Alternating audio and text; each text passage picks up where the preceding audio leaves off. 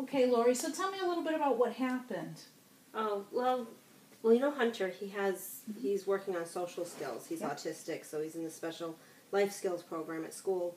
Well, they're also helping him to be more competent, to be able to go on his own, like to the cafeteria and things like that. Well, he came home the other evening, and he was asking my husband and I, Dennis, he said, what is recess? And we're like, recess? Well, it's when, you get a break from school for a little while to play, or when you have recessed things built into a wall. Okay. And he said, no, the kind where your skin's a different color. And I'm thinking, no, that's racist. Right. So I said, where did you hear that? And then he got really quiet and nervous, so it's like, okay, something's going on here, And my husband and I had to kind of coax him, and he finally told us that he had a note in his bag. So he got it out of his school bag, and he showed it to us. And he'd had to go to the vice principal's office. And it said on there that he had racist derogatory remarks. Oh. And I'm thinking, Hunter doesn't even know that type of stuff. How could he have done something like that, Right. So I went into the school the next day, and I went and saw the vice principal. And she said that he had done some things and drew a picture that was racist and given it to some girls. And that she called and had him in the office. And that she thought, that he understood what she told him.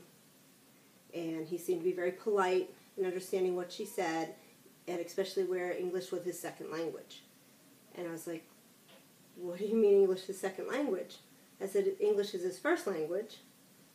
And she's like, well, he wasn't really conversing. I said, no, he's autistic. He's in the life skills program. But she had no idea. Mm-hmm. So now our son has these points taken off. He's had a referral and all the disciplinary action when he really didn't. Mm. It's like, I don't understand how they can do that. Right. So let me see if I understand this correctly. Maybe you can help clarify this for me. Mm-hmm. So the problem you were having was with Hunter or the school, or where was, what was the main point of what was happening? Well, I think the problem is that the school didn't have all the facts into whatever it was that the situation that happened. Mm. Because they said he drew a picture and gave it to some girls and they were offended by it. But the picture was of some movie characters that he thought they looked like. Oh. And so and his teachers have been encouraging him to draw pictures to try to make friends because his speech, he has difficulty speaking and talking with people. So he drew some pictures of some African Americans and gave it to some African American girls and said they look like the people in the picture. Okay. But he wasn't meaning to single them out as being African American.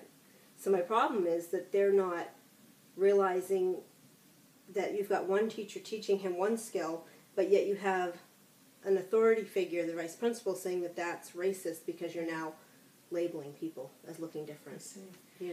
Yeah, so do you feel that this situation is something that will be ongoing, or do you feel that you were able to, resolve this conflict with them by bringing to their attention about Hunter's condition of autism? I'm hoping it's going to be resolved. We did let her know that, the situation may continue because Hunter's already been talking to my husband and I about how he saw a redheaded girl in school and he reminded him of Wendy from the Wendy's restaurant. Mm-hmm. So I told her, I said, there probably are going to be more pictures handed to children that look different for him because he's trying to relate, on a personal level. So I'm hoping it's resolved because we did have the teacher and the principal talk about it. Mm-hmm. But at the same time, it's, getting the students also to understand, when the student has the complaint, because I can see the student being confused as to getting this picture from this boy giving him a picture. Right. But if they could then intervene and let them know, well, he didn't mean it that way, he is autistic and he has a disability. Right. So I'm hoping. So this must have been, pretty stressful for you because racism seems to be a hot button topic. How does your confidence regarding the school and teaching your children, how has that been affected? Well, in some ways I'm a little bit nervous because he obviously wasn't attended to. They weren't keeping a really good eye on him.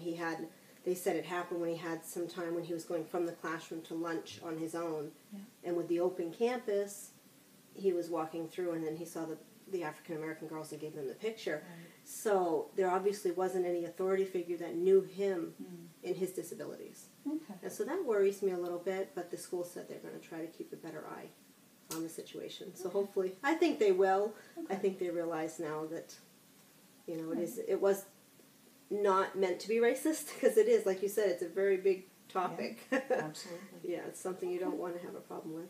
All right. Well, thank you for sharing that with me. I hope talking out helped you.